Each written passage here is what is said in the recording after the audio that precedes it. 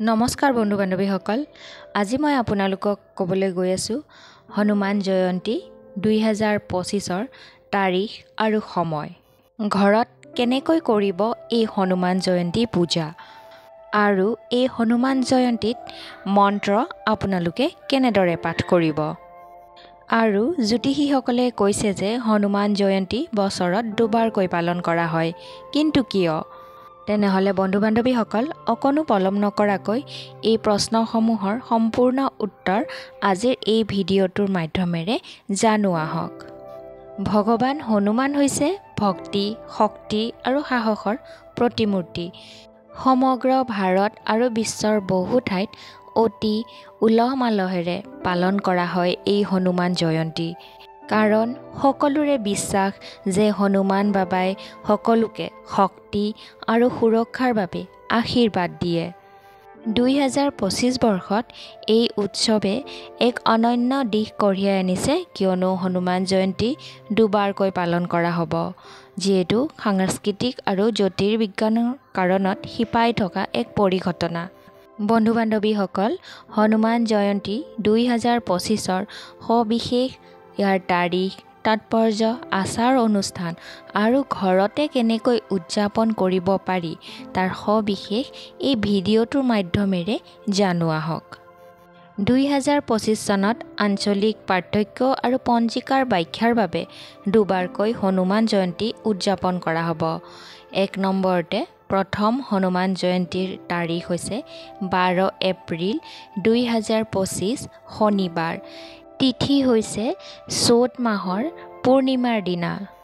পূজা কৰাৰ সময় হৈছে পুৱা 3:21 বজাৰ পৰা সন্ধিয়া 5:51 2 নম্বৰতে দ্বিতীয়বাৰ হনুমান জয়ন্তী হৈছে তাৰিখ 25 ডিচেম্বৰ 2025 বৃহস্পতিবাৰ।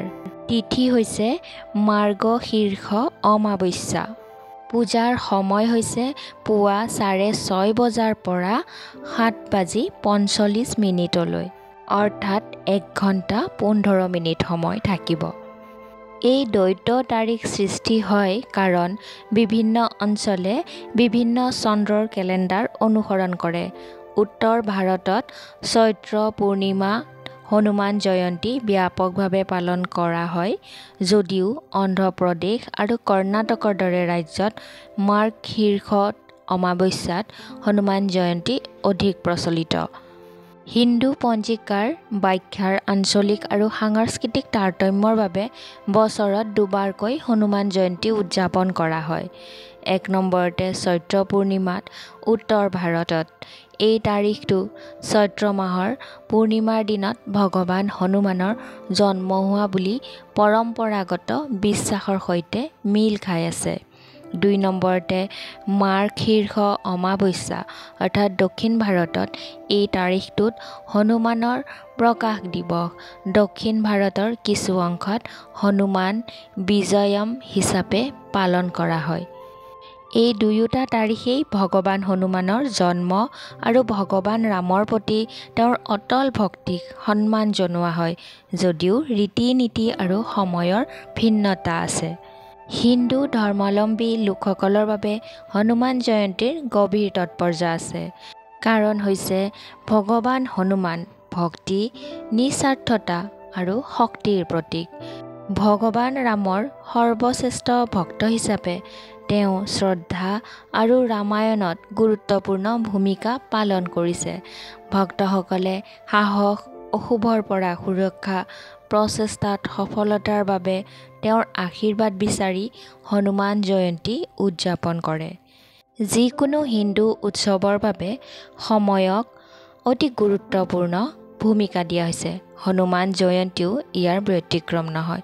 নিৰ্দিষ্ট পূজা মুহূৰ্তৰ সময়ত উৎসৱ পালন কৰিলে আধ্যাত্মিক উপকাৰ বৃদ্ধি পায়। বন্ধু বান্ধৱীসকল, আপোনালোকে মনত ৰাখিব যে চ'ত মাহৰ পূৰ্ণিমাৰ পূজাৰ মুহূৰ্তৰ সময় পুৱা 3:21 বজাৰ পৰা 5:51 থাকিব। দিন হৈছে 12 এপ্ৰিল, বাৰ হৈছে শনিবাৰ। এই সময়খিনিতে যদি আপোনালোকে ৰীতি নীতি নিয়ম অনুসৰি মন্ত্ৰ জপ কৰি ভগৱান হনুমানক প্ৰাৰ্থনা কৰে তেনেহ'লে সুফল পাব। বন্ধু বান্ধৱীসকল, হনুমান জয়ন্তী 2025ত আপোনালোকে কেনেকৈ পালন কৰিব? হনুমান জয়ন্তী উদযাপনৰ ভক্তি, আচাৰ ব্যৱহাৰ, প্ৰাৰ্থনা আদি জড়িত হৈ থাকে। ভগৱান হনুমানক আপোনালোকে কেনেকৈ পূজা আগবঢ়াব জানো আহক। ৰাতিপুৱা সোনকালে উঠি গা ধুই পৰিষ্কাৰ কাপোৰ পিন্ধি ল'ব। ইয়াৰে পিছত ভগৱান হনুমানৰ আশীৰ্বাদ পাবলৈ আপোনালোকে হনুমান চালিচা পাঠ কৰিব। 11 বাৰ বা 108 বাৰ পাঠ কৰিলে শুভ বুলি মনা হয়। হনুমান জয়ন্তীৰ দিনাখন হনুমান মন্দিৰত ৰঙা সেন্দুৰ, মালা আৰু লাড্ডুৰ দৰে মিঠা খাদ্য আগবঢ়াই পূজা আগবঢ়াব। পাৰিলে দিনটো উপবাসে থাকিবলৈ চেষ্টা কৰিব। সেইবুলি একেবাৰে নোখোৱাকৈ থাকিব নালাগে।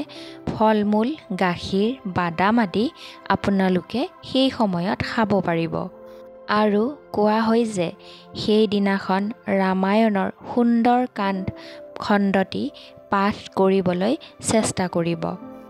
সেই দিনটোত আৰ্তজনক খাদ্য, কাপোৰ বা ধন দান কৰক, কিয়নো মানৱতাৰ সেৱা ভগৱান হনুমানৰ মূল্যবোধৰ সৈতেই জড়িত আছে। বন্ধু বান্ধৱীসকল, এতিয়া জানো আহক ঘৰতে কেনেকৈ কৰিব হনুমান জয়ন্তীৰ পূজা। যদি আপোনালোকে কিবা কাৰণত মন্দিৰলৈ যাব নোৱাৰে তেনেহ'লে আপোনালোকে এনেধৰণেৰে ঘৰতেই হনুমান জয়ন্তীৰ পূজা কৰিব পাৰে। কেনেদৰে জানো আহক। প্ৰথমতে এডোখৰ সুন্দৰ ঠাই পৰিষ্কাৰ কৰি ফুলেৰে সজাই ল'ব আৰু ভগৱান হনুমানৰ ছবি বা মূৰ্তি স্থাপন কৰি ল'ব। দ্বিতীয়তে প্ৰসাদত ফল মূল, মিঠাই আৰু পানীৰ ঘটি এটা সজাই ল'ব। তৃতীয়তে ধূপ আৰু চাকি জ্বলাই লৈ হনুমান চালিচা আৰু ভগৱান হনুমানক উৎসৰ্গিত অন্যান্য মন্ত্ৰসমূহ জপ কৰিব। চতুৰ্থতে মূৰ্তি বা ছবিৰ সন্মুখত ঘূৰাই ঘূৰাই কৰ্পূৰ দি আৰতি কৰিব। পঞ্চমত পৰিয়াল আৰু বন্ধু বান্ধৱীৰ মাজত প্ৰসাদ হিচাপে দিয়া নৈবেদ্যসমূহ বিতৰণ কৰিব। আৰু তাৰ পিছত কেইটামান মুহূৰ্ত মৌন বা ধ্যান কৰি পূজাৰ সামৰণি মাৰিব। বন্ধু বান্ধৱীসকল, এতিয়া জানো আহক যে হনুমান জয়ন্তীৰ বাবে আপোনালোকে কি কি মন্ত্ৰ জপ কৰিব। হনুমান জয়ন্তীৰ দিনাখন মন্ত্ৰ জপ কৰিলে ভক্তি বৃদ্ধি হয় আৰু ভগৱান হনুমানৰো আশীৰ্বাদ পায়। 1 নম্বৰতে হৈছে হনুমান গায়ত্ৰী মন্ত্ৰ। অঞ্জনেয় বিদ্মহে বায়ুপুত্ৰায় ধীমহি তন্নো হনুমান প্ৰচোদয়াৎ। 2 নম্বৰতে হৈছে হনুমান মূল মন্ত্ৰ। ওম হনুমতে ৰুদ্ৰাত্মকায় হোম ফট। 3 নম্বৰতে হৈছে হনুমান চালিচাখন সম্পূৰ্ণ ভক্তিৰে পাঠ কৰা।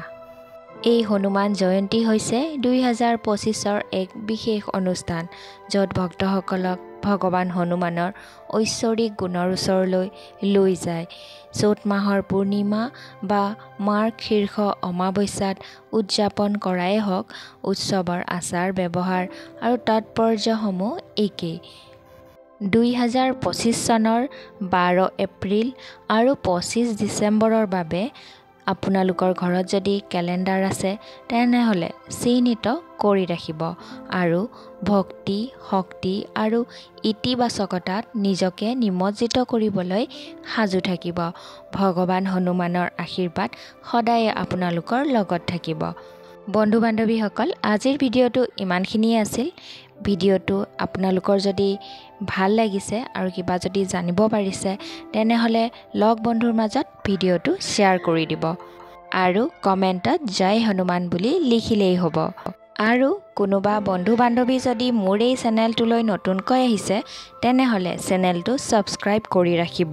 তেতিয়াহে এনেকুৱা ধৰণৰ ভিডিঅ'সমূহ আপোনালোকে পাই থাকিব। তেনেহ'লে আজিলৈ আহিছোঁ। জয় হনুমান।